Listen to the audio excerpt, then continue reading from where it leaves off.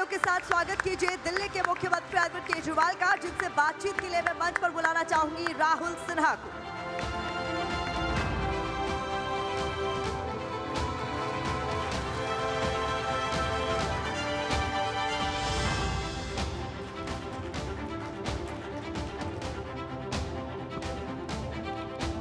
तालियों की आवाज थोड़ी कम आ रही है। मुझे लगता है जोरदार तालियों के साथ में अरविंद जी का स्वागत होना चाहिए। लोकसभा चुनाव का आगाज बस कुछ वक्त में ही होने वाला है और उस वक्त में देश की सियासत में कुछ अहम चेहरे हैं और उसमें से एक अहम चेहरे अरविंद केजरीवाल हमारे साथ मौजूद हैं। अरविंद केजरीवाल यानी देश की सियासत में एक टर्निंग पॉइंट। अरविंद केजरीवाल जिनकी जरूरत इस वक्त बहुत सारे लोगों को है, उन्हें किसकी जरूरत है इस पर बात करेंगे। लेकिन इस संवाद को अरविंद जी मैं शुरू करूं उससे पहले आपके ओपनिंग रिमार्क्स। राहुल जी, मैं कोई नेता नहीं हूं और ना मुझे नेतागिरी करनी आती, मुझे राजनीति नहीं करनी आती। और आपके दर्शक पिछले 3 दिनों से, जब से आपका ये कार्यक्रम चल रहा है, काफ़ी पॉलिटिक्स की बातें सुन चुके होंगे। तो मैं 2-3 बातें देश के बारे में करना चाहता हूं। हम किस्मत वाले हैं कि हमें देश के लोगों का, दिल्ली के लोगों का बहुत प्यार मिला। पार्टी बनते ही हमारी सरकार बन गई दिल्ली के अंदर। और दिल्ली में हमने जो काम किए हैं, कई सारे क्षेत्रों में काम किए हैं। बिजली है, पानी है, सीवर है, सड़कें हैं, शिक्षा है, स्वास्थ्य है। लेकिन आज मैं 3 सेक्टर्स की बात करना चाहूँगा। और दिल्ली में हमने जो इन 3 सेक्टर्स में काम किया है, वो पूरे देश को एक दिशा देता है। पूरे देश के अंदर उन तीनों सेक्टर्स का समाधान करने का और विकास करने का एक दिशा देता है। उसमें सबसे इंपॉर्टेंट है शिक्षा। मैं नहीं समझता पूरी दुनिया में कोई भी ऐसा विकसित देश है, डेवलप्ड कंट्री है, अमेरिका ले लीजिए, जापान ले लीजिए, यूरोपियन कंट्री कोई भी ले लीजिए, कोई भी ऐसा देश है जो अपने बच्चों को अच्छी शिक्षा दिए बिना विकसित हुआ। हमें अपने बच्चों को अच्छी शिक्षा देनी पड़ेगी। अनफॉर्चुनेटली 75 साल में हमने इस तरफ ध्यान नहीं दिया। दिल्ली के अंदर हमने 7-8 साल के अंदर ही इतना शानदार सरकारी स्कूल बना दिए कि आज दिल्ली के हर बच्चे को उतनी अच्छी शिक्षा मिल रही है जितनी प्राइवेट स्कूलों के अंदर मिल रही है। यहाँ तक कि दिल्ली के अंदर प्राइवेट स्कूलों से लगभग 4 लाख बच्चों ने अपने नाम कटवा के सरकारी स्कूलों में भर्ती हुए हैं। ये हमारा सबसे बड़ा एक तरह से सर्टिफिकेट है। अब पंजाब के अंदर हमने शिक्षा ठीक करनी चालू की है। तो हमारा मॉडल शिक्षा का ये है कि हर बच्चे को अच्छी शिक्षा ले, चाहे वो गरीब का बच्चा हो, चाहे अमीर का बच्चा हो। दिल्ली के अंदर अब सरकारी स्कूलों के नतीजे 99% के करीब नतीजे आ रहे हैं, जो कि अनबिलीवेबल है। एक तरफ हमारा ये मॉडल है और दूसरी तरफ बीजेपी का मॉडल है, जिसमें उनके, मैं राज्यों का नाम लेना ठीक नहीं है, एक राज्य ऐसा है जहां 4,500 सरकारी स्कूल बंद कर दिए गए। एक राज्य ऐसा है जहां 6,000 सरकारी स्कूल बंद कर दिए गए। पॉपुलेशन कम नहीं हो रही, पॉपुलेशन बढ़ रही है। सरकारी स्कूल और खुलने की ज़रूरत थी, मौजूदा सरकारी स्कूलों को अच्छा करने की ज़रूरत थी, वो नहीं किया। सरकारी स्कूल बंद करते जा रहे हैं। एक तरह से मैसेज ये है कि अपने बच्चों को जो पढ़ा सकता है, पैसा है तो प्राइवेट पढ़ा लो, अब सरकार तुमको नहीं पढ़ाने वाली। तो पूरा प्राइवेटाइजेशन की तरफ वो है। मेरे को स्कूल बनाने आते हैं, मेरे को बच्चे पढ़ाने आते हैं। अब पंजाब के अंदर भी हम सारे सरकारी स्कूल ठीक कर रहे हैं।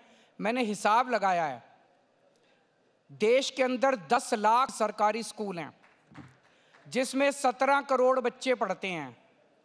इन 10 लाख सरकारी स्कूलों को प्राइवेट से भी अच्छा बनाने के लिए, शानदार बनाने के लिए 5 लाख करोड़ रुपए की जरूरत है। देश 5 लाख करोड़ रुपए दे सकता है। ये खर्चा नहीं है, ये इन्वेस्टमेंट है। ये बच्चे जो निकलेंगे, ये बच्चे इस देश का आगे विकास करेंगे। देश का विकास जनता करती है। ये 17 करोड़ बच्चों का भविष्य बनाएगा। मैं आपको एक उदाहरण देता हूं। एक बच्चा है, उसके पिताजी प्लम्बर का काम करते हैं पूर्वी दिल्ली में, 7,000 रुपये महीना कमाते हैं। उस बच्चे को, क्योंकि अब दिल्ली के सरकारी स्कूल अच्छे हो गए, उसका अब कंप्यूटर साइंस में एडमिशन हो गया एक IIT में। वो बच्चा जब निकलेगा उसको 4 लाख रुपए 3 लाख रुपए महीने की तनख्वाह मिलनी चालू होगी, तो उस बच्चे के घर की गरीबी दूर हुई कि नहीं हुई? अगर हमने अपने सारे बच्चों को पढ़ा दिया, मैं आपको बता रहा हूं 7-8 साल के अंदर, एक जनरेशन के अंदर हमारे देश के अंदर से गरीबी दूर हो सकती है। तो ये एक मॉडल है जिसके जरिए हम देश की शिक्षा व्यवस्था को ठीक कर सकते हैं। दूसरा, स्वास्थ्य के ऊपर आते हैं। स्वास्थ्य के अंदर दिल्ली में हमने ढेरों मोहल्ला क्लिनिक बनाए, सारे सरकारी अस्पतालों को अच्छा कर दिया, सबका इलाज मुफ्त कर दिया, चाहे अमीर हो चाहे गरीब हो, चाहे 10 लाख रुपए का हो चाहे 5 लाख रुपए का हो, चाहे जितना भी खर्चा हो।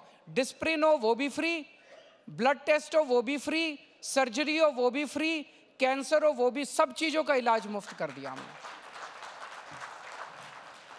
पूरे देश के अंदर हर व्यक्ति 140 करोड़ लोगों का इलाज मुफ्त करने के लिए, गांव-गांव के अंदर मोहल्ला क्लिनिक खोलने के लिए और पूरे देश के अंदर शानदार सरकारी अस्पताल बनाने के लिए 5 लाख करोड़ रुपए का खर्चा है। मुझे लगता है 5 लाख करोड़ रुपए देश दे सकता है। 5 लाख करोड़ रुपए में आपके स्कूल ठीक हो जाएंगे और 5 लाख करोड़ रुपए के अंदर आप सबका इलाज मुफ्त कर सकते हो। इसका पूरा, दूसरी तरफ उनका मॉडल है। उनका मॉडल क्या है हेल्थ का? आयुष्मान भारत। आयुष्मान भारत मतलब इंश्योरेंस मॉडल। वो कहते हैं कि 5 लाख रुपए का इलाज हर परिवार को हम मुफ्त देंगे, और 5 लाख रुपए से ज्यादा का इलाज हुआ तो, और उसमें भी वो कहते हैं केवल जिसकी 2.5 लाख रुपए सालाना तनख्वाह है उसको कम। दिल्ली में हमने, वो कहते हैं 2.5 लाख रुपए से जिसकी ज्यादा तनख्वाह है उसको आयुष्मान भारत नहीं मिलेगा।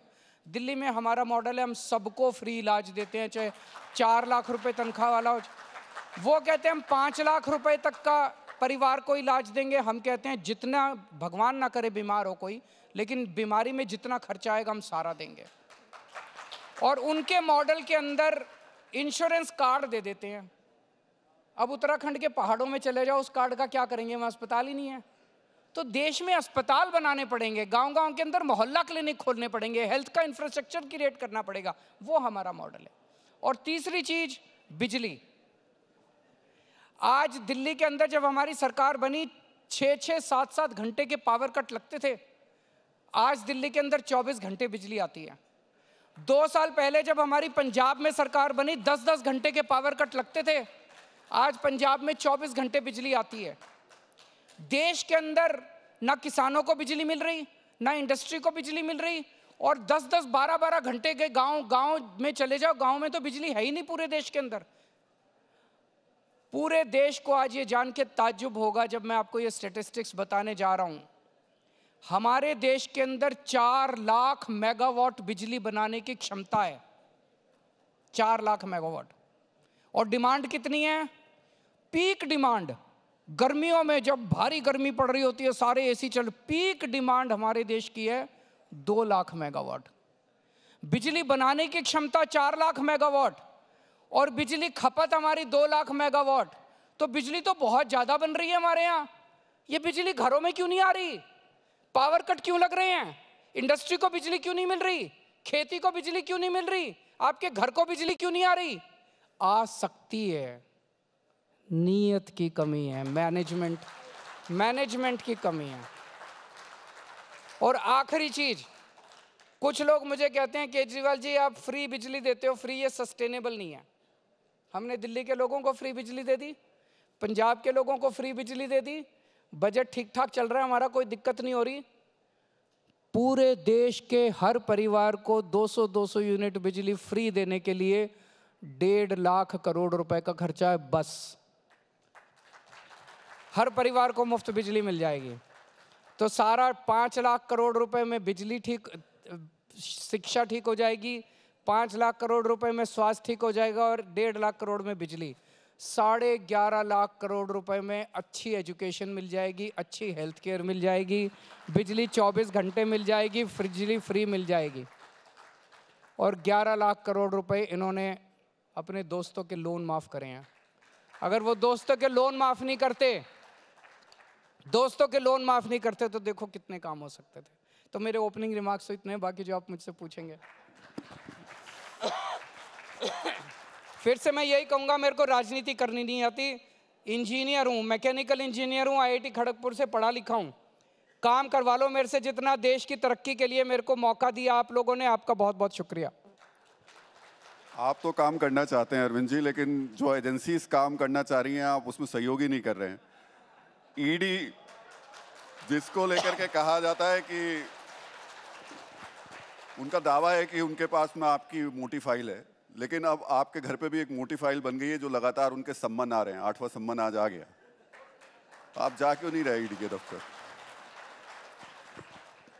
देखिए, ये 2 साल से इनका केस चल रहा है। कहते हैं कोई शराब घोटाला हुआ था दिल्ली में। 2 साल से इनका केस चल रहा है। इन 2 सालों के अंदर पता नहीं 1000 से ज़्यादा रेड मार चुके, पता नहीं कितने लोगों को गिरफ्तार कर चुके।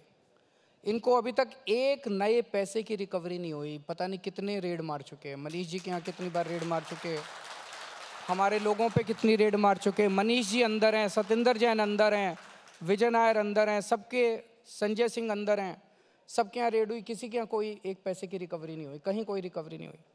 सुप्रीम कोर्ट में जब ये केस चला तो सुप्रीम कोर्ट की सुनवाई के दौरान जज साहब ने बार बार बोला कि एक आपके पास जरा सा भी एविडेंस नहीं है इस केस के अंदर। This case will not stay for 2 minutes also in the trial court. ये जज के रिमार्क्स थे। तो जाहिर तौर पे इनका मकसद कोई जांच वांच करना नहीं है। ये केस जांच करने के लिए नहीं है, ये केस आम आदमी पार्टी को क्रश करने के लिए है। ये आम आदमी पार्टी को क्रश करना चाहते हैं। पूरे देश के अंदर ऐसी पार्टी बता दी जिसके टॉप के नंबर 2, नंबर 3, नंबर 4 के नेता जेल के अंदर बैठे बिना किसी आरोप के। कोई आरोप नहीं, कुछ नहीं। तो ये आम आदमी पार्टी को क्यों क्रश करना चाहते हैं? मुझे लगता है देश नहीं दुनिया के इतिहास में ये अकेली पार्टी है जिसकी 10 साल के अंदर 2 राज्यों के अंदर सरकार बन गई। आज हमारी अकेली पार्टी है जो जनता के मुद्दों की बात करती है। इन लोगों से पूछ लीजिए इनको क्या चाहिए। इनको अपने बच्चों को पढ़ाना है, बीमार हो जाए घर में तो उसका इलाज कराना है, इनको सड़क चाहिए, इनको बिजली चाहिए, इनको पानी चाहिए। कौन सी पार्टी इन मुद्दों की बात करती है? केवल हमारी पार्टी इन मुद्दों की बात करती है। तो ये इनको अगर बीजेपी को आज खतरा है भविष्य में तो केवल आम आदमी पार्टी से खतरा है। और जैसे अंग्रेजी में कहते हैं निपिंग इन द बड, वो आम आदमी पार्टी को अभी क्रश कर देना चाहते हैं कि भविष्य का कोई खतरा ना बचे। तो इनका कोई जांच वांच इनका मकसद थोड़ी है। अरविंद जी, लेकिन आम आदमी के मन में जो सवाल है वो यही है कि अरविंद केजरीवाल इतने बुलाने के बाद क्यों नहीं जा रहे? कुछ गिरफ्तारी का डर है क्या? और आपकी पार्टी जो बार बार कहती है, हर बार जब सम्मान आता है कि देखिए गिरफ्तार कर लेंगे, ये जो कहते हैं बार बार, ये क्यों कहते हैं? उत्सुकता है, उम्मीद है, या आपकी कोई स्ट्रेटेजी है? पूरा देश देख रहा है जब इनका मकसद जांच करना नहीं है तो इनका मकसद गिरफ्तारी करना है। इन्होंने, जैसे मैंने कहा, नंबर 2, नंबर 3, नंबर 4 सबको गिरफ्तार कर लिया। अब ये केजरीवाल को गिरफ्तार करना चाहते हैं। आज मेरे पास कुछ वॉलंटियर्स का फ़ोन आया, वो कच्ची कॉलोनी में घूम रहे थे। उन्होंने फ़ोन करके बताया सर यहाँ पे लोग आपस में चर्चा कर रहे हैं। लोगों ने कहा कि अपने केजरीवाल को बोल देना बिल्कुल नहीं जाएगा ईडी में। बहुत अच्छा कर रहा है जो वो ईडी में नहीं जा रहा। ईडी का मकसद, केंद्र सरकार का मकसद कोई जांच वांच करना नहीं है। केंद्र सरकार का मकसद केवल और केवल केजरीवाल को गिरफ्तार करना है। तो इनका मकसद जांच से कोई, आज ईडी, सीबीआई, इनकम टैक्स, इन एजेंसीज का मकसद कोई जांच तो रह ही नहीं गया। जगह जगह ये एजेंसीज का इस्तेमाल करके पार्टियों को तोड़ रहे हैं। एनसीपी को तोड़ दिया, शिवसेना को तोड़ दिया, सरकारें गिरा रहे हैं, एमएलएज को। एक चीज़ बताओ, शिवराज सिंह चौहान बड़े कद्दावर नेता होते थे, छोटे मोटे नेता थोड़ी थे हमारे देश के। 3 टाइम्स चीफ मिनिस्टर थे, 3 या 4 टाइम्स चीफ मिनिस्टर थे, 3 टाइम्स। वसुंधरा राजे जी कद्दावर नेता होती थी। एक झटके में उठा के उन्होंने शिवराज सिंह चौहान को परे कर दिया। एक झटके में उठा के उन्होंने वसुंधरा राजे को परे कर दिया। मैं आपको गारंटी के साथ कह सकता हूं, अगर ईडी नहीं होती तो आज इन दोनों ने अपनी अलग पार्टी बना ली होती और बीजेपी की नाक में दम कर दिया होता इन दोनों ने। ईडी से डरा डरा के आज केंद्र सरकार चली ईडी से रही है। इस पार्टी को तोड़ दो, उस सरकार को गिरा दो। ये क्या है? ये जनतंत्र नहीं है। हमारे देश के लिए बहुत खतरनाक है जो भी हो रहा है देश के अंदर। अरविंद जी, तो आज आप इस मंच पे कह रहे हैं कि ईडी सम्मन भेजती रहे, आप नहीं जाएंगे? मैं वही करूंगा जो कानूनी रूप से जायज है। अब मैं कानून पे आ जाता हूं, पॉलिटिकल बात छोड़ दीजिए। मैं कुछ सम्मन पे नहीं गया। ईडी ने मेरे खिलाफ कोर्ट में केस कर दिया। अब मैं कोर्ट में जाके कोर्ट को बताने वाला हूं कि कैसे ईडी के सम्मन इलीगल हैं। मेरे वकीलों ने बताया कि ईडी जो सम्मन भेज रही है वो इलीगल है, कानूनी रूप से सही नहीं है। मैं कोर्ट में जाके बताऊंगा। तो अब जब तक खुद ही ईडी वाले कोर्ट में गए, जब तक कोर्ट का ऑर्डर नहीं आ जाता तो ईडी को इंतजार करना चाहिए। वो ईडी कोर्ट के, भाई आपको कोर्ट पे यकीन नहीं है क्या? आप ही तो गए हो कोर्ट में, कोर्ट पे भरोसा रखो, कोर्ट का जजमेंट आ जाने दो। कोर्ट का जजमेंट आने तक इंतजार नहीं करते। रोज कल एक जवाब दिया, आज फिर एक सम्मन आ गया, कल फिर एक सम्मन आ जाएगा। तो ये तो एक तरह से तमाशा बना रखा है इन लोगों ने। कोर्ट कहेगा तो जाएंगे आप? कोर्ट कहेगा तो जाएंगे, कोर्ट कहे तो सही। इनके सम्मन जो हैं वो बिल्कुल इलीगल हैं। और क्यों इलीगल है मैंने इनको कानूनी जवाब दिया है, लेकिन मेरे ऑब्जेक्शंस का वो जवाब ही नहीं देते। अरविंद जी, जब आपने कोर्ट की बात की तो आपके उप मुख्यमंत्री मनीष सिसोदिया जेल में हैं, बेल नहीं मिल पा रही है उन्हें। क्यों ऐसा हो रहा है कि आप अदालत के सामने ऐसी बातें नहीं रख पा रहे कि वो निर्दोष हैं और कम से कम बेल तो दे ही दीजिए? दो चीज़ें हैं। सुप्रीम कोर्ट में जब ये केस चला, आपने देखा होगा, सुप्रीम कोर्ट में जज साहब ने बार बार कहा कि ईडी के पास कोई सबूत नहीं है, ईडी के पास कोई सबूत नहीं है, कोई सबूत नहीं है, कोई रिकवरी नहीं है, एक पैसे की रिकवरी नहीं है, ये केस 2 मिनट के लिए नहीं टिकेगा। ये तो उनकी लाइन थी, ये केस 2 मिनट में नहीं चलेगा। ईडी के केसेस में जमानत क्यों नहीं मिल रही लोगों को? किसी को नहीं मिल रही जमानत ईडी के केस के अंदर, क्यों नहीं मिल रही? अभी तक देश का कानून ये होता था, क्रिमिनल लॉ ये होता था, you are innocent till proved guilty. अगर आपके ऊपर कोई आरोप लगा, आपके ऊपर कोई एफआईआर हुई, आपको गिरफ्तार करते थे, आपसे पूछताछ करते थे, और पूछताछ के बाद 10-15 दिन के बाद आपको बेल मिल जाती थी, आप घर आ जाते थे, फिर आपके ऊपर मुकदमा चलता था। मुकदमे में अगर आप दोषी पाए जाते थे तब आपको सजा होती थी और आप जेल जाते थे। अब ये पूरा कानून इन्होंने ईडी में पलट दिया। अब इसमें हो गया you are guilty till proved innocent. इस कानून में इन्होंने लिख दिया, इस कानून में इन्होंने ये लिखा है कि आपके ऊपर आरोप लगेगा, आपके ऊपर एफआईआर होगी, झूठा सच्चा जो मर्जी आरोप लगा दें, आपको गिरफ्तार कर लिया जाएगा। और आपको बेल तब तक नहीं मिलेगी जब तक आपका मुकदमा पूरा नहीं हो जाता और आप इनोसेंट प्रूव नहीं हो जाते। मुकदमे तो इस देश में 15-15 साल चलते रहते हैं, तो 15 साल तक आप मनीष सिसोदिया को जेल में रखोगे? तो ये बेल इसलिए नहीं मिल रही कि वो दोषी हैं, बेल इसलिए नहीं मिल रही कि उन्होंने ये पूरा कानून पलट दिया। इसीलिए ईडी की वजह से आज पार्टियां टूट रही हैं। आप पहले जो कानून था, भाई आपने एफआईआर करी, आप गिरफ्तार कर लो मुझे, मेरे से पूछताछ कर लो, 10 दिन में 15 दिन में मेरे को बेल मिल जाती थी। अब बेल तब तक नहीं मिलेगी जब तक पूरा मुकदमा ट्रायल पूरा होके आप इनोसेंट प्रूव नहीं हो जाते। ये तो गलत कानून है। अरविंद जी, जो आपने बात कही कि ईडी की वजह से पार्टी टूट रही है कई, आपने अभी हाल फिलहाल में आरोप लगाया था कि आपकी पार्टी के विधायकों को भी तोड़ने की कोशिश की गई और 25 करोड़ रुपए ऑफर दिए गए। वो मामला थोड़ा आप बताएंगे? ये कई बार इन्होंने कोशिश कर ली, ये पहली बार नहीं है, उसके पहले भी इन लोगों ने कोशिश की है।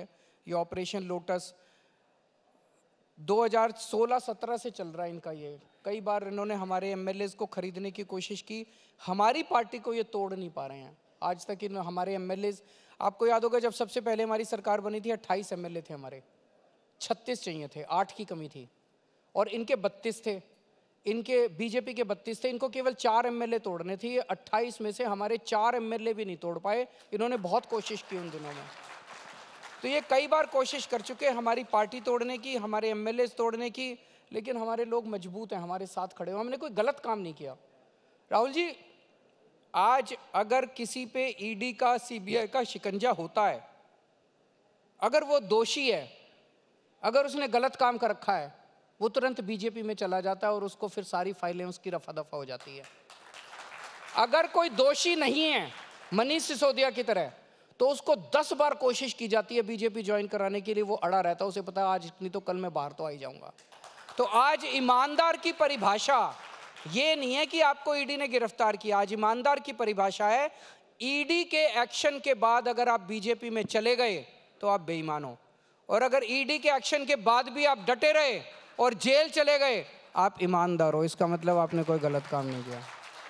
अरविंद जी, मुझे याद आ रहा है जब आपकी सरकार बनी थी तब आपका एक ऐड बहुत चला था उस समय, और उसमें आपने कहा था कि अब कोई अगर रिश्वत देने आए तो उसका स्टिंग कर लेना और हमें भेज देना और हम कार्रवाई करेंगे। या आपके विधायक उनका स्टिंग क्यों नहीं कर लेते जो आपको ऑफर कर रहे हैं? स्टिंग पहले किए भी हैं हमारे, 1 या 2 स्टिंग हमने जारी भी किए थे। लेकिन राहुल जी सारा दिन अब आप आए हमारे पास, आप मेरे दोस्त हो और आप उन लोगों का मैसेज लेके आए। मान लीजिए अब मैं अपने फ़ोन पे आपकी रिकॉर्डिंग थोड़ी करूँगा यार।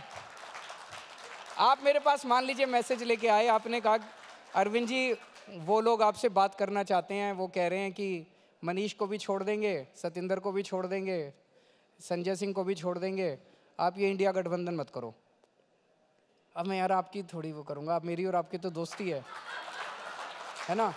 तो मैं अब आपकी आवाज़ रिकॉर्ड करूँगा और फिर जनता को दिखाऊंगा, तो रिश्ते खराब होते हैं। इसी तरह से करते हैं ये लोग, इसी तरह से करते हैं। मैं कितनी कहानियां सुनाऊं आपको। अच्छा, आपने मेरा नाम लिया तो कोई एक नाम आप नहीं करते। कोई एक नाम तो बता दीजिए, कोई एक नाम तो बता दीजिए जो ऑफर लेकर आया हो आपके पास और कहा हो इस तरीके से। वो इम्पोर्टेंट नहीं है। इम्पोर्टेंट ये है कि इस टाइम देश में चल क्या रहा है। इंडिविजुअल्स इम्पोर्टेंट नहीं है। जो कुछ इस देश के अंदर इस वक्त घटित हो रहा है वो अच्छी चीज़ नहीं है देश के लिए। इससे तरक्की नहीं होती। आज जिस तरह से भाई चुनाव हुए, चुनाव में हमारी आपकी लड़ाई है, हम चुनाव लड़े, आप चुनाव लड़े, आप जीत गए आप सरकार चलाओ, वो जीत गए वो सरकार चलाओ। जो जीत गया वो सरकार चलाए 5 साल, जनता को पसंद आएगी उनको दोबारा वोट दे देंगे, जनता को नहीं पसंद आएगी उनको वोट दे के निकाल देंगे। अब दिल्ली के अंदर में सरकार ही नहीं चलाने देते, हर चीज़ में टांग अड़ाते हैं, हर चीज़ में टांग अड़ाते हैं। पिछले साल इन्होंने एलजी के जरिए दिल्ली के सरकारी अस्पतालों की दवाइयाँ बंद करा दी। अच्छी चीज़ है कि 2 महीने तक दिल्ली के मोहल्ला क्लिनिक में दवाइयाँ बंद करा दी, टेस्ट बंद करा दिए। कई मोहल्ला क्लिनिक हमारे रेंट पे चल रहे हैं, किराए पे, उनका रेंट बंद करा दिया, पेमेंट बंद करा दिया, बिजली का पेमेंट लड़ के इनसे मैंने सारा दोबारा ठीक कराया। ये तो अच्छी चीज़ नहीं है भाई। हम जीत गए, हमें काम करने दो। अब अगली साल चुनाव है दिल्ली का, फिर लड़ लेंगे चुनाव। तुम अपना अच्छा काम करो, तुम्हारे पास केंद्र सरकार इतनी बड़ी सरकार है, तुम दिल्ली में इतने अच्छे काम करके दिखाओ ना, लोग कहें भाई इनको वोट दो। वो खुद भी काम नहीं करते, हमें भी काम नहीं करने देते। ये गलत बात है, इससे देश की तरक्की नहीं होती। अरविंद जी, पॉलिटिक्स पर मैं बाद में आऊंगा, थोड़ा सा डेवलपमेंट की बात कर लेते हैं क्योंकि आपने 3 कोर इश्यूज बताए थे। आप जब अस्पताल की बात कर रहे हैं और आप आयुष्मान जो कार्ड है और अपने मोहल्ला क्लिनिक की तुलना कर रहे हैं, दिल्ली हाईकोर्ट को क्यों कहना पड़ा कि दिल्ली में 3 करोड़ की आबादी में सिर्फ और सिर्फ 6 सीटी स्कैन मशीन्स हैं दिल्ली के सरकारी अस्पतालों में? ये देश की राजधानी की स्थिति है। अब देखिए राहुल जी, सारी चीज़ें जरूरी नहीं है कि आपको खरीदनी हो। बहुत सारी चीज़ें आप प्राइवेट सेक्टर के साथ पार्टनरशिप में भी करते हैं। हमने दिल्ली के अंदर एक योजना लेके आए हैं, डाक स्कीम है हमारी। डाक स्कीम के तहत आप किसी सरकारी अस्पताल में जाते हो, आपका अगर कोई टेस्ट 48 घंटे से ज़्यादा का टाइम मिलता है, मान लीजिए आपने कोई टेस्ट कराना है और वो कहते हैं 3 दिन बाद आना, 4 दिन बाद आना, या आपने कोई सर्जरी करानी है और वो कहते हैं कि आप 1 महीने बाद की डेट देते हैं, तो हमने ढेर सारे प्राइवेट अस्पतालों को एम्पैनल किया हुआ है। डॉक्टर आपको वो लिस्ट देगा, आप बता दो मेरे को इस अस्पताल में जाके कराना है, उस अस्पताल में जाके आप अपना टेस्ट करा लो, उस अस्पताल में जाके आप अपनी सर्जरी करा लो, सारा रिम्बर्समेंट दिल्ली सरकार देती है। तो लोगों का ख्याल रखते हैं, किसी को भी हम वंचित नहीं होने देते इलाज से। अगर सीटी स्कैन कम है मशीन, जरूरी थोड़ी है कि मैं सारी मशीनें खरीदूंगा। मैं प्राइवेट सेक्टर के साथ अगर पार्टनरशिप करके अपने लोगों को अच्छा इलाज दे रहा हूं तो इसमें कोई बुरी बात नहीं है। आपने बिजली की बात की, आपने कहा कि जो 4 लाख मेगावाट बिजली हम लोग बनाते हैं, 2 लाख की सिर्फ डिमांड है, बाकी 2 लाख कहाँ जाती है? थोड़ा उसको आप डिफाइन कर पाएंगे, बता पाएंगे कि अगर वो 2 लाख बिजली का इस्तेमाल अरविंद केजरीवाल को करने को दिया जाए तो क्या स्थिति बनेगी? नहीं, बिल्कुल करेंगे। बेसिक जैसे दिल्ली और पंजाब में किया। मैं बड़ी बड़ी बातें करूं तो कोई फायदा नहीं। दिल्ली के अंदर भी बिजली की अवेलेबिलिटी की प्रॉब्लम नहीं थी, इंफ्रास्ट्रक्चर की प्रॉब्लम थी। दिल्ली के अंदर तो मैंने और सतिंदर जैन ने खड़े होके, जैसे अपने घर में काम कराते हैं ना, गली गली के अंदर ट्रांसफार्मर खराब पड़े थे, तारें टूटी पड़ी थी, तारें गल गई थी, वो सारी रिप्लेस कराई हैं। इंफ्रास्ट्रक्चर को सुदृढ़ किया है। लोकल फॉल्ट होते थे बहुत ज़्यादा, कभी ट्रांसफार्मर उड़ गया, थोड़ा सा वोल्टेज ज़्यादा है, कभी ये उड़ गया। इन सारी चीज़ों को ठीक करके दिल्ली के अंदर 3 साल के अंदर हमने 24 घंटे बिजली कर दी। उसी तरह से पंजाब के अंदर बिजली ठीक की है। तो देश के अंदर भी जब हमारी मोटा मोटा डेटा ये बताता है कि देश में बिजली की अवेलेबिलिटी की प्रॉब्लम नहीं है, मैनेजमेंट की प्रॉब्लम है, उस मैनेजमेंट को ठीक करेंगे। इंजीनियर हूँ IIT का। अरविंद जी, आपने बोला कि आप सब्सिडी दे सकते हैं, बिजली मुफ्त दे सकते हैं, और क्योंकि आपका बजट ठीक चल रहा है इसलिए आप दे सकते हैं। एक तरफ आप ये कहते हैं, दूसरी तरफ आप ये भी कहते हैं कि केंद्र सरकार पैसा नहीं देती है, काम नहीं करने देते हैं।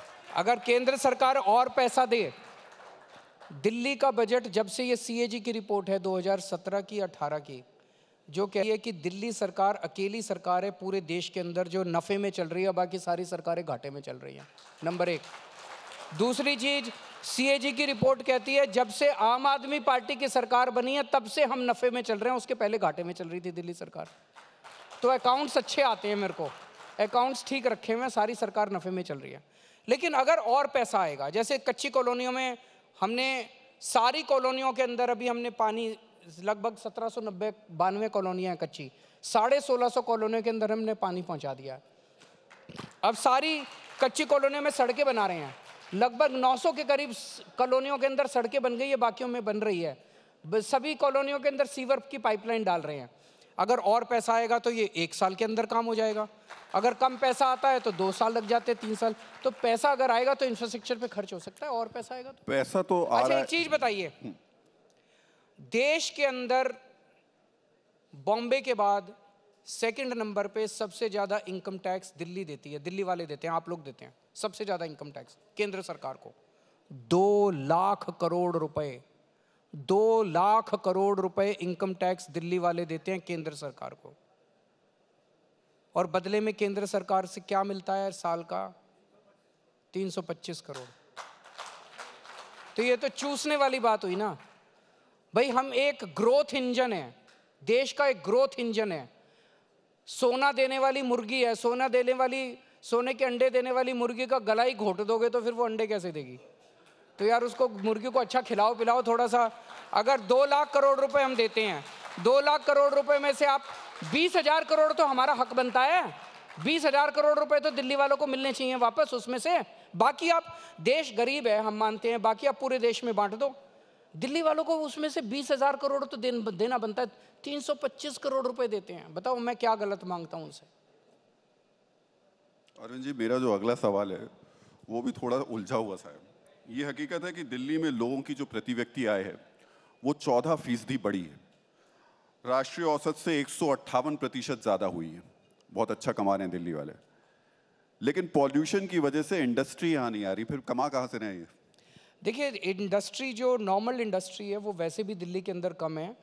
85% दिल्ली की इकोनॉमी जो है वो सर्विस इंडस्ट्री से चलती है।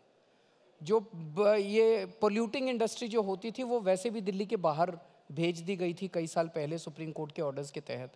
तो आज ये वाली इंडस्ट्री वैसे भी दिल्ली के अंदर नहीं आ सकती।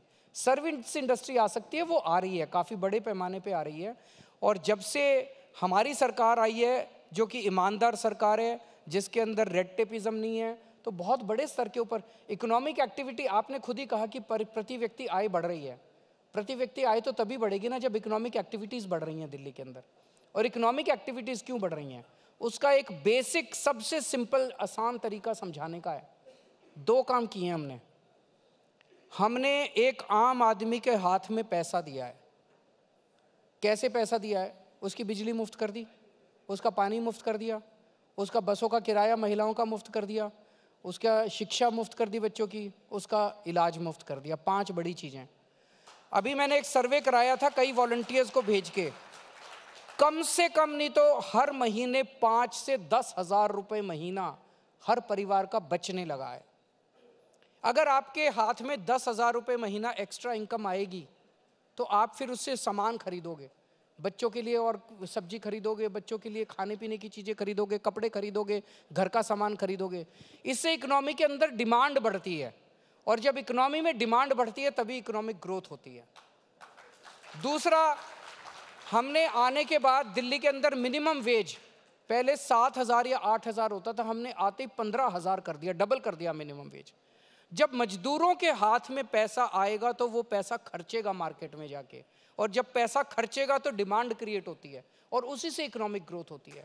अभी तक 75 साल के अंदर सिस्टम ये था trickle down impact. Trickle down impact में होता था अमीरों को और अमीर बनाओ, अरबपति को और पैसे दे दो उसके हाथ में, वो फिर फैक्ट्री खोलेगा और वो फैक्ट्री खोलेगा, उससे लोगों को जॉब मिलेगा। अरे जब खरीदने के लिए पैसे नहीं होंगे तो फैक्ट्री कहाँ से खुलेंगी?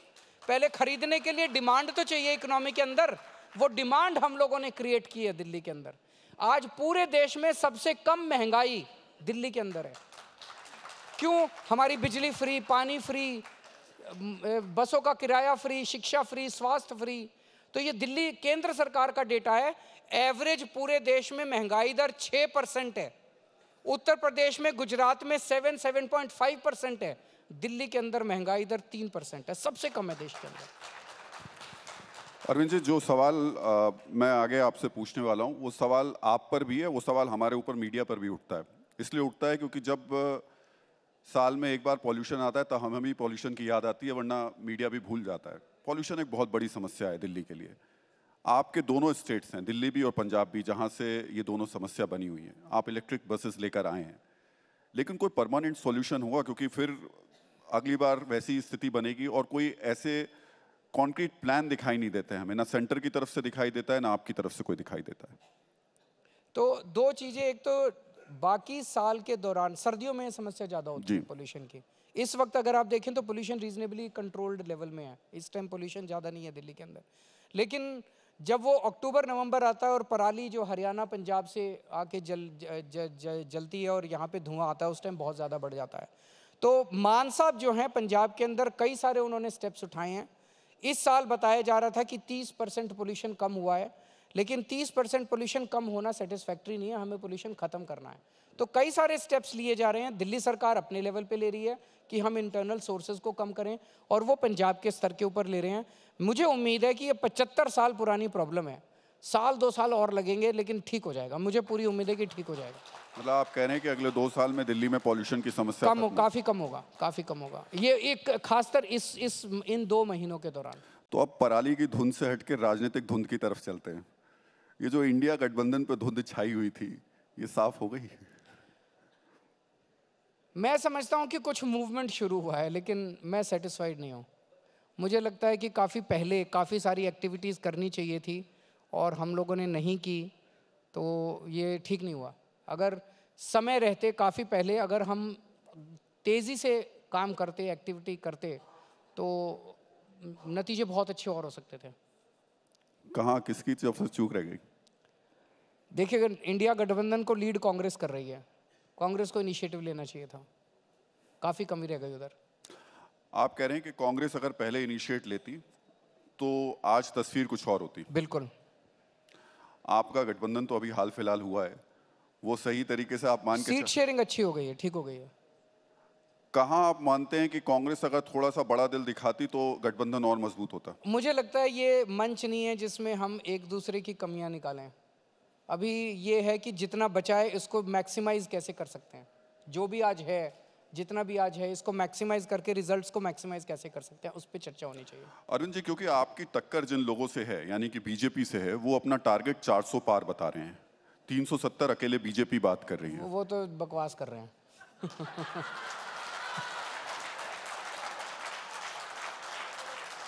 हालत देश की ये है, युवाओं को रोजगार नहीं मिल रहा, पेट्रोल 100 पार चला गया है, महंगाई इतनी ज़्यादा हो रही है, तो 270 भी पार कर जाए तो बहुत बड़ी बात है। वो तो 370 की बात कर रहे हैं।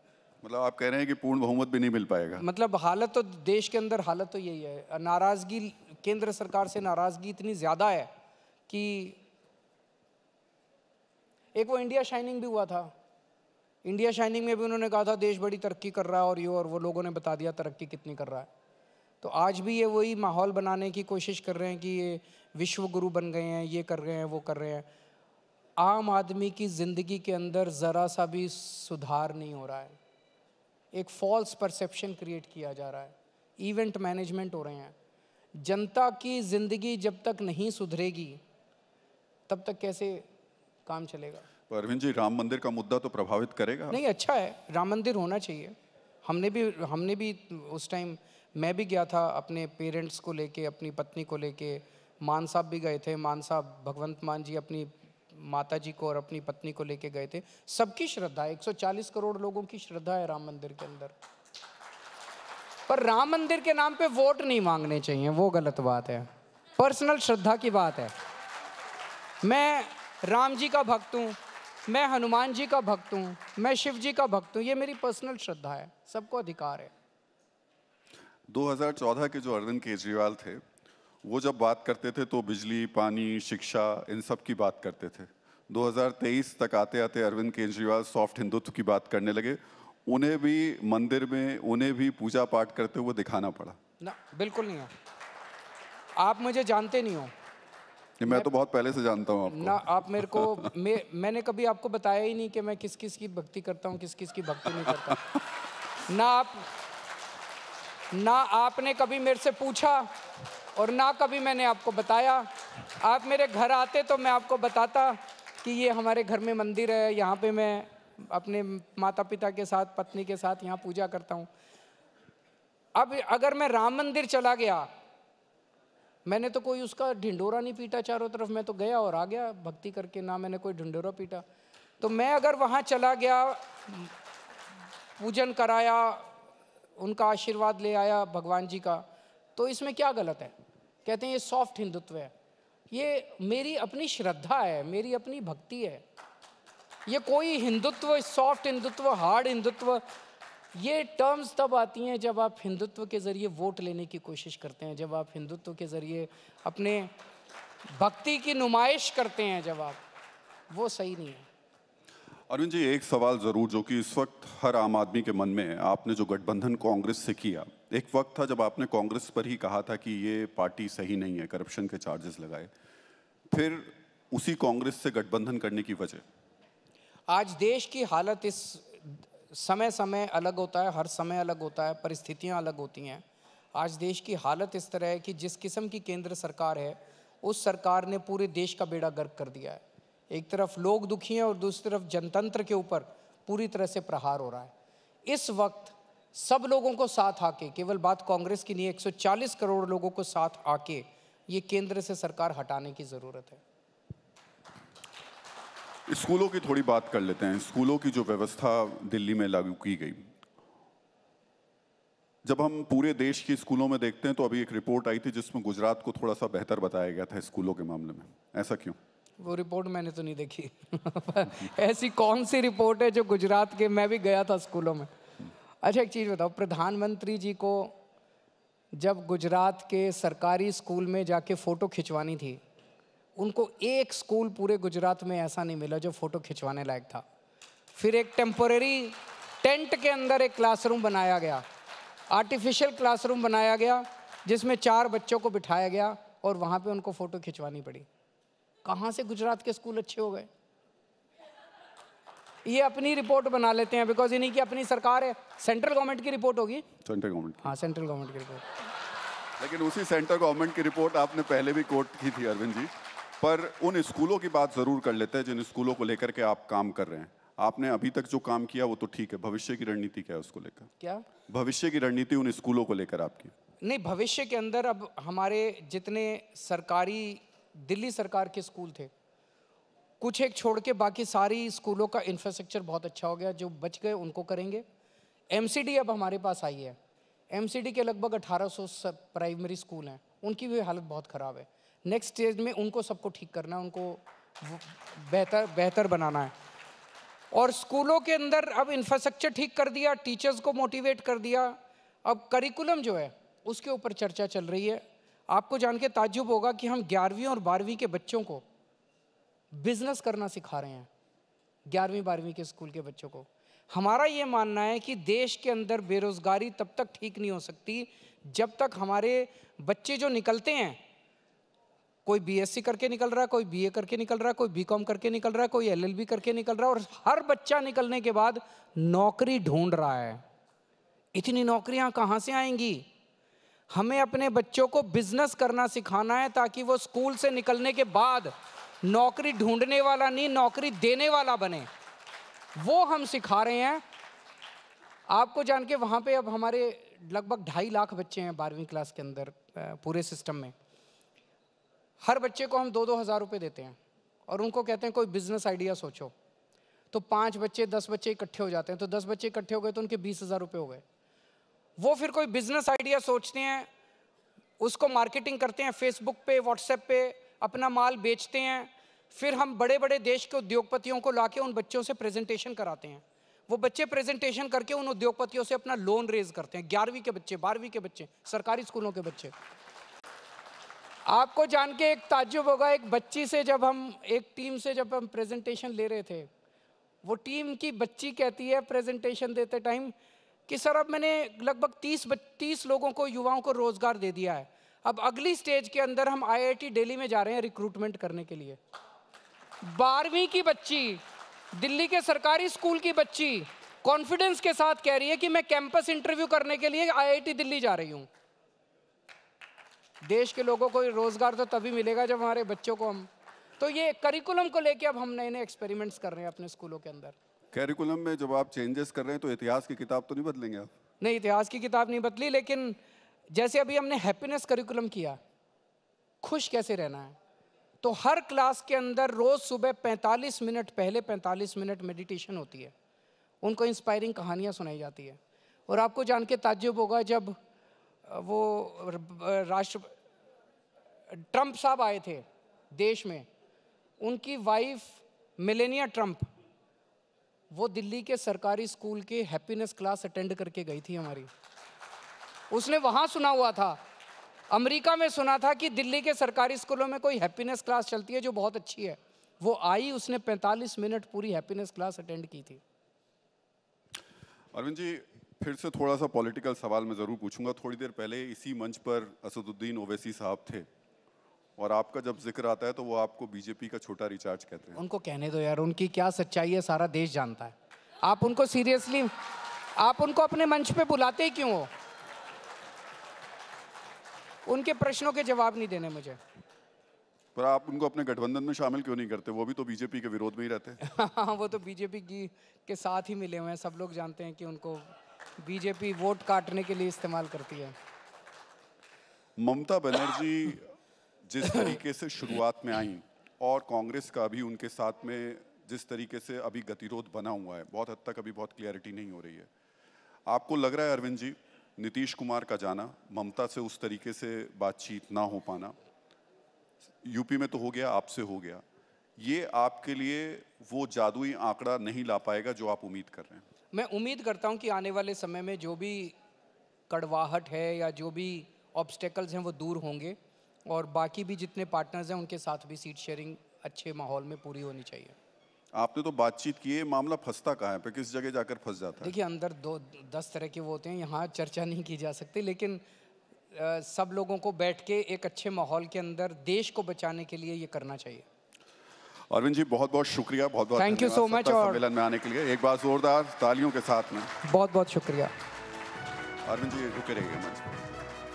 Thank you, Rahul ji. Thank you, Arvind ji. Thank you for this spectacular session. And may I please request Arvind sir to please be seated, as I would like to request on stage TV9 के editor Convergence and Strategy दीप उपाध्याय, जो अरविंद जी को अब सम्मानित करेंगे। जोरदार तालियां एक बार फिर से।